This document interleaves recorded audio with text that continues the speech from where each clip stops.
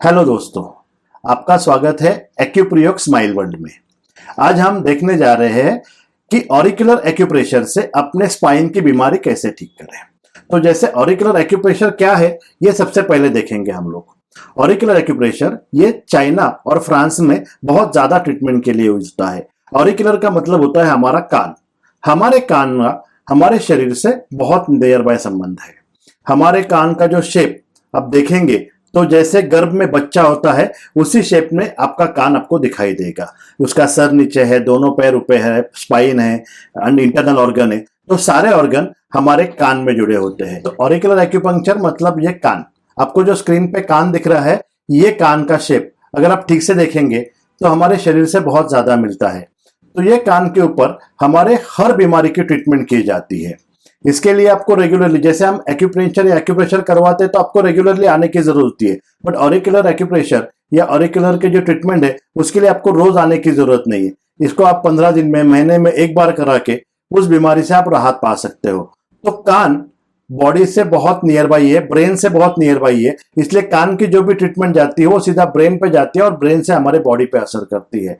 अभी बहुत ज्यादा फास्ट और बहुत लॉन्ग टर्म इफेक्ट हमारे ऑरिकुलर इफेक्ट के होते हैं।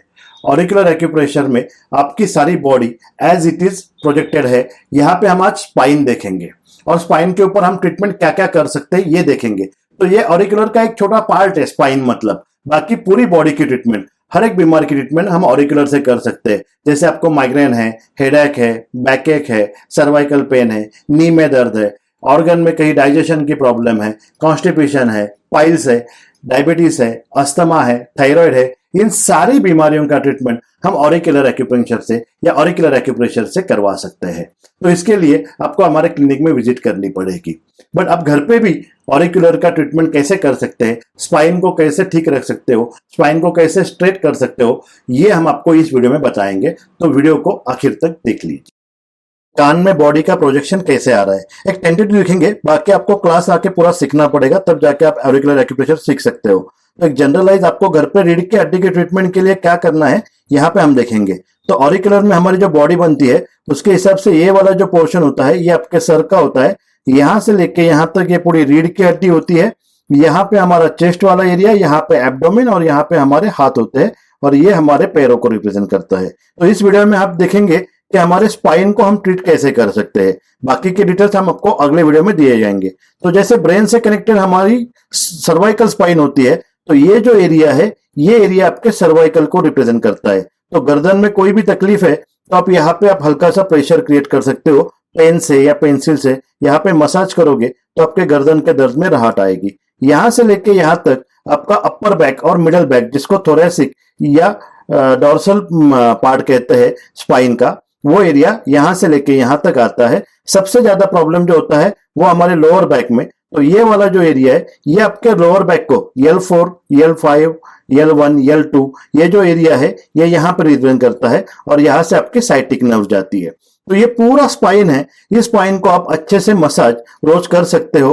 अगर आपको जिम में नहीं है तो आपके हाथ से भी आप इसको अच्छे से प्रेशराइज कर सकते हो। इसके साथ साथ यहाँ पे ट्रीटमेंट के लिए हम क्या करते हैं, हम यहाँ पे ट्रीटमेंट के लिए वकीरिया सीड यूज करते हैं।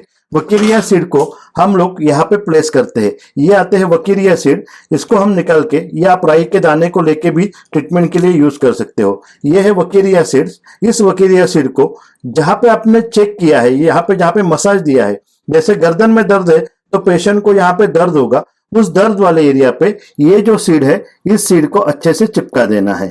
इसको चिपकाने के बाद में हल्का सा प्रेशर देना है। इसके बाद में आपका जो गर्दन वाला एरिया है उसमें आपको बहुत ज्यादा राहत आएगी।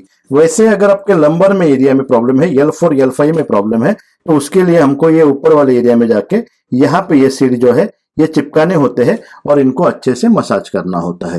तो इस तरह से हम ऑरिकुलर एक्यूप्रेशर से स्पाइन का ट्रीटमेंट कर सकते हैं। इसको मसाज दे सकते हैं, इसको प्रेशर दे सकते हैं। बाकी स्पाइन को छोड़ के और भी किसी बीमारी को आपको ट्रीटमेंट करना है तो हमारे सेंटर पे आपको विजिट देनी होगी।